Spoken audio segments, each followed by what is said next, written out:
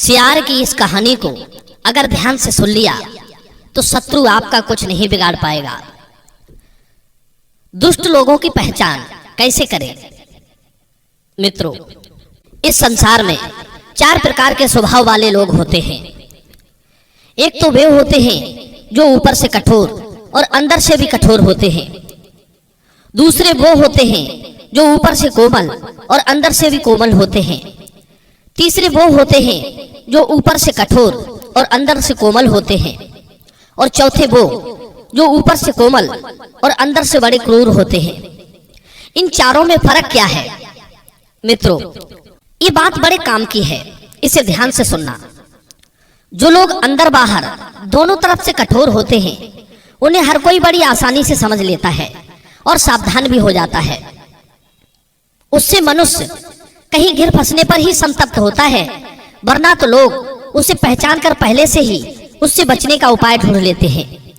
जैसे सिंह का स्वभाव बाहर से भी खूंखार होता है और अंदर से भी हिंसक होता है, तो उससे हम पहले ही सावधान रहते हैं, इसलिए वो हमें इतना कष्टकारी नहीं है। दूसरे वे लोग होते हैं जो अंदर से भी कोमल हैं और बाहर से भी कोमल हैं। उनसे हमें किसी प्रकार का कोई भय नहीं होता, क्योंकि हमें पता है कि वो बाहर से जितना सीधा है, अंदर से भी उतना ही सीधा है। वो स्वयं तो कष्ट उठा सकता है, पर हमें हानि नहीं पहुंचाएगा। उसे समझना भी हमारे लिए बड़ी सहज की बात है। जैसे केचुआ को देखते ही हम लोग समझ जाते हैं कि वो अंदर से भी बड़ा सीधा प्राणी है, वो हमारा अहित नहीं करेगा। इसलिए बच्चे तक ऐसे लोगों को भी हम अतिशीघ्र समझ जाते हैं। पहली बार जब हम उसके सामने जाएंगे तो उसके ऊपरी स्वभाव को देखकर हमें डर लगेगा। जब हम उसे समझ जाते हैं कि ये सिर्फ बाहर से ही कठोर दिख रहा है, अंदर से तो बहुत कोमल है, तब हमें उससे डर नहीं लगता।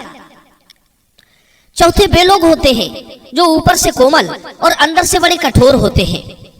उन्हें समझना हमें बहुत मुश्किल हो जाता है। ऐसे लोग बहुत कष्टकारी होते हैं। वे अपने इसी स्वभाव के चलते लोगों को अपना शिकार बनाते हैं। भोले भाले प्राणी उनकी बाहरी स्वभाव से प्रभावित होकर उनकी बातों में आ जाते हैं, परंतु वे अंदर से बड़े दुष्ट, धूर्त और हिंसक होते हैं, जिसके कारण मनुष्य घोर विपत्ति में पड़ जाता है। ऐसे लोगों की बाड़ी में अमृत और मन में हलाहल विष भरा होता है। जैसे मछली फंसाने वाला कांटा होता है, जिसके ऊपर मछली का भोजन लगा होता है और अंदर मृत्यु। बेचारी मछली भोजन समझकर उस कांटे को निगल जाती है और भोजन के अंदर छुपा कांटा की जान ले लेता है। इसी तरह के स्वभाव वाले लोगों को समझना बड़ा मुश्किल हो जाता है, और वही लोग निर्दोषों के लिए सबसे बड़ी मुसीबत बन जाते हैं।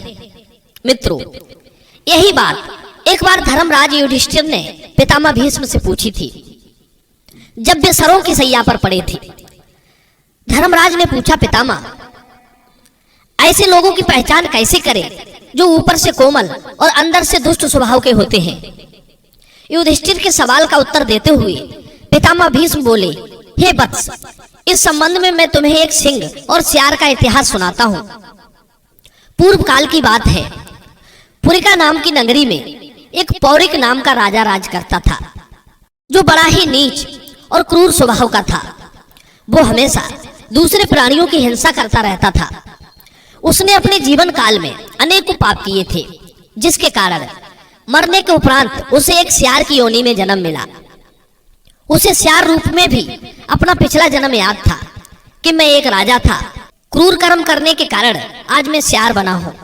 वो सियार अपने पिछले जन्म के बुरे कर्मों को याद करके बड़ा दुखी होता था कि अगर मैं पिछले जन्म में निर्दोष प्राणियों की हिंसा ना करता तो आज मुझे इस घृणित योनि में जन्म नहीं मिलता। वो हमेशा पिछली बातों में खोया रहता था। यही सोचकर उसने मांसाहारी योनि में जन्म लेने के बाद भी जीवों की हिंसा नहीं की। वो बैरागी के रूप में जीवन व्यतीत करने लगा। उसने एक शमशान में अपना निवास बना लिया। वो हमेशा सत्य बोलता था, वृक्षों के फल खाकर जीवित रहता था। उसका इस प्रकार से रहना खाना, साधु संतों की तरह जीवन बिताना देखकर उसके जाति भाई बंधुओं को अच्छा नहीं लगा। वे उसे हर रोज समझाने आ जाते, देख भाई, तेरा जन्म स्यार योनि में हुआ है, तू एक मांसाहारी जीव है, हम लोगों की तरह तू भी अपना जीवन आनंद से बिता, क्यों व्यर्थ में साधु संतों की तरह व्रत रखकर अपना शरीर सुखाता रहता है। यदि तू शिकार नहीं करना चाहता तो कोई बात नहीं, तेरे खाने भर के लिए हम मांस ला दिया करेंगे, तू इस पवित्रता का आचरण छोड़कर चुपचाप उसे खा लिया करना। तेरे इस तरह के तपस्वी के आचरण को देखकर समस्त जीव जंतुओं में स्यार बिरादरी का नाम बदनाम हो रहा है। जो भोजन हम समस्त स्यारों का है वही भोजन तुम्हारा भी होना चाहिए। मित्रों, उसके जाति भाई बंधुओं ने उसे बहुत समझाया, पर उस स्यार ने अपना स्वभाव नहीं बदला और उल्टा वो अपनी बिरादरी वालों को उपदेश देने लगा, हे भाइयों, आपका इस तरह मुझे मांस खाने के लिए बाध्य करना सर्वथा अनुचित है। हमारे इन्हीं बुरे व्यवहारों के कारण हमारी जाति वालों का कोई विश्वास नहीं करता है। अच्छे स्वभाव और अच्छे आचरणों से ही कुल की प्रतिष्ठा होती है। मैं भी वही कर्म करना चाहता हूँ जिससे हमारी जाति बिरादरी का यश फैले।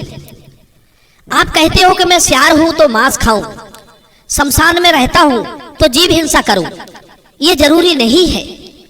अगर कोई आश्रम में रहकर गौ हत्या करे तो क्या उसे पाप नहीं लगेगा? यदि कोई शमशान में रहकर गौदान करे तो क्या उसका दान करना व्यर्थ चला जाएगा? क्या उससे पुण्य नहीं मिलेगा? यही तो तुम्हारी भूल है।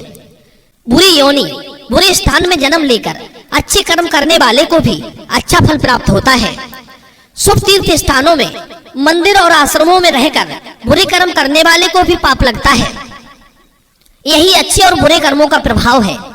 तुम लोगों की जीविका असंतोष से युक्त, निंदनीय और घृणित चीजें खाने के कारण दूषित और धर्म की हानि करने वाली है। इसलिए तुम सबका यहाँ भी अनिष्ट होगा और परलोक में भी। इसलिए मैं उस जीविका और जीव हिंसा से दूर रहता हूँ। मित्रों, शाकाहारी सज्जन स्यार के उपदेश सुनकर उसकी बिरादरी के सारे स्यार उसे गाली देते हुए चले गए। धीरे धीरे यह बात पूरे जंगल में सभी जीव जंतुओं में फैल गई कि शमशान में रहने वाला स्यार बड़ा धर्मात्मा है। वो जीव हिंसा नहीं करता, वो मांस नहीं खाता है, केवल फल खाकर रहता है और हमेशा सत्य बोलता है। अब तो ये बात जंगल के राजा शेर ने सुनी तो वो दौड़ा दौड़ा उस स्यार के पास पहुंच गया, क्योंकि उसे इसी तरह के एक ईमानदार और सत्य बोलने वाले मंत्री की तलाश थी, जिसका खर्चा भी कम हो और कामकाज भी ईमानदारी से करे। जंगल के राजा शेर ने उस स्यार से कहा, हे भाई, मैं तुम्हें अपना मंत्री बनाना चाहता हूँ, चलो और मेरे साथ रहकर मनमाने भोग भोगो। स्यार ने कहा, हे सिंहराज, मैं तुम्हारा मंत्री बनने के योग्य नहीं हूं और ना ही मेरी ये इच्छा है कि मैं मंत्री बनूं। तुम तो अपना मंत्री ऐसे व्यक्ति को बनाओ जो नीति ज्ञान को जानने वाला हो, जिनका तुम्हारे लिए प्रेम और आदर हो, जो फैसला कराने में कुशल हो, जो लोभ रहित हो, बुद्धिमान हो, हितैषी तथा उदार हृदय वाला हो। रही बात मेरी, तो मुझे किसी प्रकार के सुख की इच्छा नहीं है।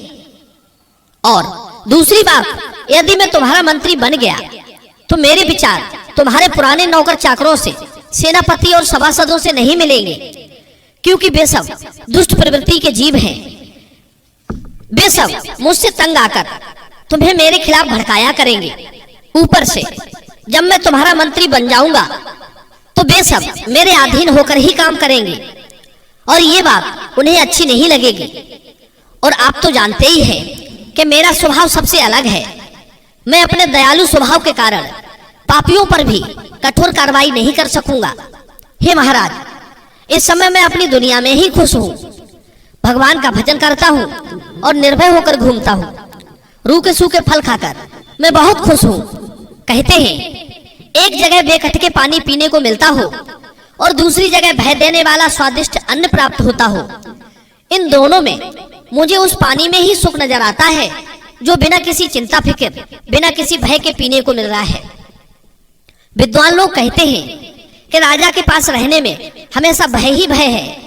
न जाने कितने ऐसे राज सेवक राजा के हाथों मारे जाते हैं, जो या तो अपने कर्तव्य को भूलकर भ्रष्ट हो जाते हैं या दूसरों के द्वारा झूठे आरोप में फंसा दिए जाते हैं। शेर बोला, आप चाहे कितनी ही बातें बनाओ महोदय, पर मैं तुम्हें अपना मंत्री बनाकर ही रहूंगा। अब सियार ने देखा कि शेर मुझे मंत्री बनाने पर अड़ा है, तो उसने कहा, हे सिंहराज, यदि तुम मुझे अपना मंत्री बनाना ही चाहते हो तो मेरी कुछ शर्तें हैं, और शर्तें ये हैं कि आपको मेरे कुछ घनिष्ठ लोगों की हित भरी बातें भी सुननी पड़ेंगी और उनका सम्मान भी करना पड़ेगा। दूसरी शर्त यह है कि मैं आपके दूसरे मंत्रियों के साथ कभी परामर्श नहीं करूंगा, एकांत में सिर्फ आपसे ही अकेला मिलूंगा और आपके हित की बात कहूंगा। तीसरी शर्त यह है कि मुझसे सलाह लेने के बाद यदि आपके अन्य मंत्रियों की कोई गलती पकड़ी जाती है तो उन्हें प्राणदंड नहीं दोगे और मुझ पर, मेरे प्रियजनों पर कभी क्रोध नहीं करोगे और ना मुझे मारोगे। सियार की सभी शर्तें शेर ने मान ली और उसे अपना मंत्री बना लिया। मित्रों, मंत्री बनने के बाद सियार का खूब आदर सत्कार होने लगा, हर एक कार्य में उसकी प्रशंसा होने लगी। शेर सारे फैसले उससे पूछकर ही करता था। धीरे धीरे उस सियार के प्रति शेर का लगाव भी अधिक होता चला गया। यह देखकर कि सिंह महाराज हमें ज्यादा भाव नहीं देते हैं, उसके पहले वाले मंत्री और सेवक उस सियार से जलने लगे। उनके मन में सियार के प्रति दोष भर उठा। वे सियार को नीचा दिखाने के लिए और शेर की नजरों में उसे धोखेबाज सिद्ध करने के लिए प्रयास करने लगे। पहले तो वे खूब मनमानी करते थे, छोटे छोटे जानवरों पर अत्याचार करते थे, शेर के खजाने से धांधली भी करते थे, पर चतुर और ईमानदार सियार मंत्री के चलते वे ऐसा करने में असमर्थ हो गए, क्योंकि सियार ने उन पर कड़ी पाबंदी लगा रखी थी। न खाता था, न किसी को खाने देता था। वे बहुतेरा प्रयास करते कि उसे भी लोभ लालच दिखाकर अपनी तरह बना लें, पर वो तो एक विरक्त सियार था, उसे लोभ लालच से भला क्या लेना देना। अंत में दुखी होकर शेर के पुराने नौकरों ने सियार को शेर के हाथों मरवाने का षड्यंत्र रचा। एक दिन सबने मिलकर शेर के खाने के लिए जो मांस लाया गया था उसे चुराकर सियार की मांद में रख दिया। उधर शेर को जब भूख लगी और जब वो भोजन के लिए उठा तो उसके खाने के लिए रखा हुआ मांस दिखाई नहीं पड़ा। शेर ने आग बबूला होते हुए पूछा कि मेरा भोजन किसने चुरा लिया? शेर ने चोर का पता लगाने के लिए अपने नौकरों को आदेश दे दिया। तब उसके पहले वाले सभी नौकर चाकरों ने उस धर्मात्मा सियार का नाम ले दिया और उसकी मांद में रखा हुआ मांस भी शेर को दिखाया। मित्रों, अपने मंत्री सियार को दोषी मानते हुए शेर गुस्से से पागल हो गया। उसने सियार को मारने का निश्चय किया। ऊपर से उसके मंत्री से नफरत करने वाले शेर को और भड़काने लगे। कहने लगे, अरे महाराज, अपने को पंडित और बुद्धिमान मानने वाला आपका नया मंत्री इतना गया गुजरा निकलेगा, ये हमने सोचा नहीं था। वो तो बातों से ही धर्मात्मा बना हुआ है, स्वभाव का बड़ा घटिया है, भीतर का पापी, ऊपर से धर्म का चोला ओढ़े हुए है।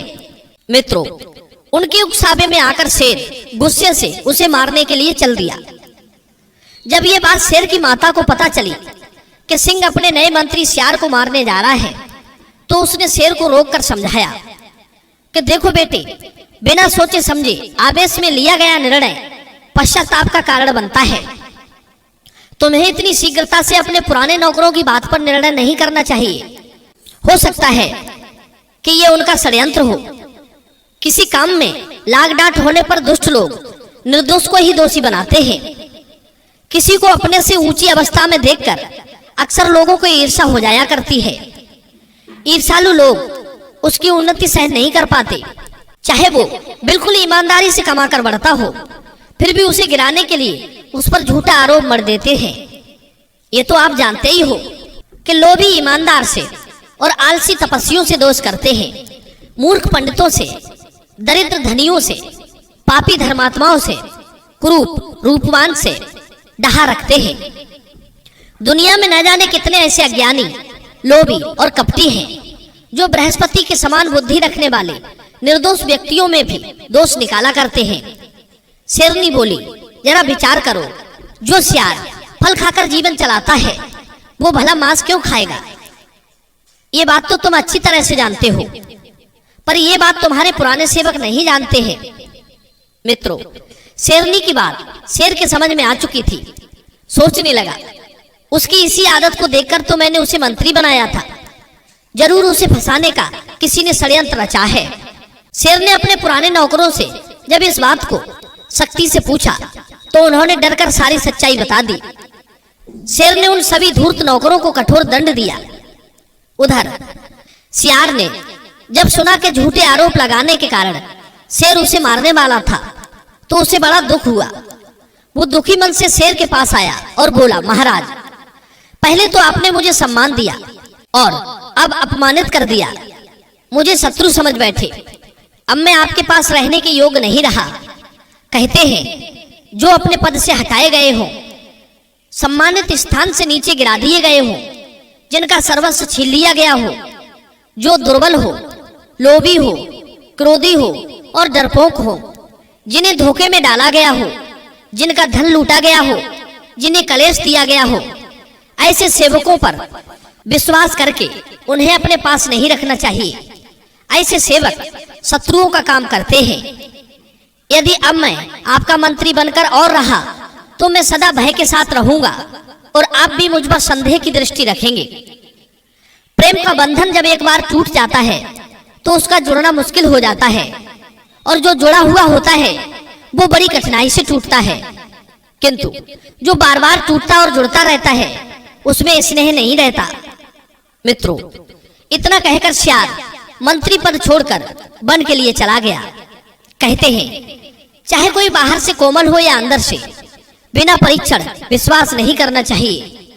मित्रों, यह कहानी आपको कैसी लगी आप हमें कमेंट में जरूर बताना। मिलते हैं अगली बार नई चर्चा के साथ अगली वीडियो में। आप सभी का बहुत बहुत धन्यवाद। जय श्री कृष्ण।